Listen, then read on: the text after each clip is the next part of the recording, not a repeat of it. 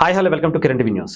పవన్ కళ్యాణ్ గారిని తెలంగాణ వ్యతిరేకిగా చిత్రీకరించాలనుకున్నారు. బట్ ఆయనకి మాత్రం తెలంగాణ అంటే ఎంత ప్రేమో ఇన్ని సందర్భాల్లో ఆయన చెప్పుకుంటూ ఉంటారు. నాకు తెలిసి తెలంగాణలో ఉన్నటువంటి ఏ నాయకుడు, ఏ సీఎం, ఏ పీఎం కూడా అంతలా పవన్ కళ్యాణ్ గారు చెప్పినట్టుగా తెలంగాణని అంత హైప్ ఇచ్చినటువంటి ఎక్కడా లేదని చెప్పాలి. ఇప్పుడు ఈ రోజు కూడా పవన్ కళ్యాణ్ గారు కొండగట్టుకు సంబంధించి 30 కోట్లు టీటీడీ ద్వారా కేటాయించడం జరిగింది. దాని గురించి తెలుసుకునే ప్రయత్నం చేద్దాం. మనతో పాటు ప్రముఖ రాజకీయ, సామాజిక విశ్లేషకులు శ్రీనివాస్ గారు ఉన్నారని ఆయన అడుగుదాం. సార్ నమస్తే. నమస్కారం అండి. మీరు చూసుండొచ్చు పవన్ కళ్యాణ్ గారు ఆయన చొరవతో ఆయన గతంలో కొండగట్టు అంటే ఆయనకి ఎంత ఎమోషనల్ టచ్ ఉంటుందో మనందరికీ తెలుసు. ఆయన అక్కడికి నేను మాటిస్తున్నాను, ఆలయ అభివృద్ధికి నేను చూసుకుంటాను అన్నారు. వచ్చినటువంటి సంవత్సరాల కాలంలోనే ఇచ్చిన మాటను మళ్ళీ నిలబెట్టుకున్నటువంటిది తెలంగాణకి కూడా. ఎలా అంటారు సార్, ఏమంటారు? ఇప్పుడు మరి ఆయన్ని అడుగు పెట్టిన హైదరాబాద్ అని చెప్పిన కోమటిరెడ్లు, లేకపోతే ఎమ్మెల్సీ కొంతమంది మాజీ మంత్రులు, వీళ్ళంతా ఏం చెప్తారు? ఏం సమాధానం చెప్తారు? ఎన్ని సంవత్సరాలు ఎవరు చేయలేకపోయారు సార్ దాన్ని. మీరు ఎవరు చేయలేరు, మీరు అధికారులు ఉన్నప్పుడు ఎవరు చేయలేరు. మీరు ఆయన్ని తెలంగాణ నాకు పునర్జన్మనిచ్చింది కొండగట్టు ఆంజనేయ స్వామి, కరెంటు షాక్ నుంచి అని ప్రతి విజయానికి వరాహయాత్ర కావచ్చు, ఏదైనా కానీ ఏ పని చేసినా అక్కడ దండం పెట్టుకుని వెళ్తాడు.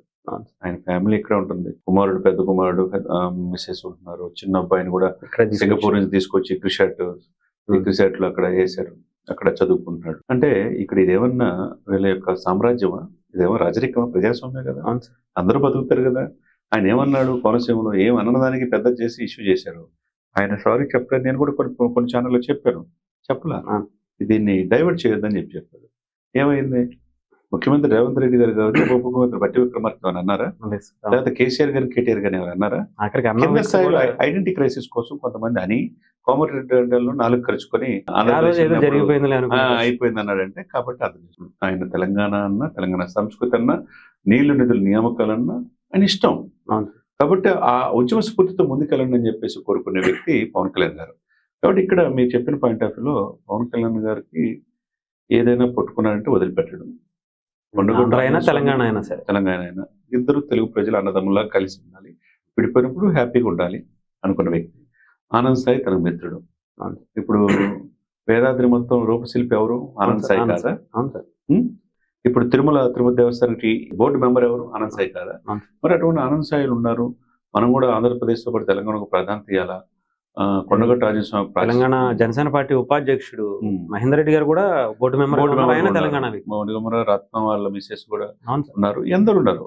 అదే సమయంలో ఇక్కడ ఆ యొక్క కొండగట్టు రాజస్వామికి కూడా దాన్ని ఆధునీకరించడానికి, రెన్యువేషన్ చేయడానికి 30 కోట్లు టీటీడీ నుంచి ఎలకేట్ చేయడం అనేది ఆంధ్రప్రదేశ్ ప్రభుత్వంలో ముఖ్యమంత్రి, ఉప ముఖ్యమంత్రికి ఆ హక్కు ఉంటుంది.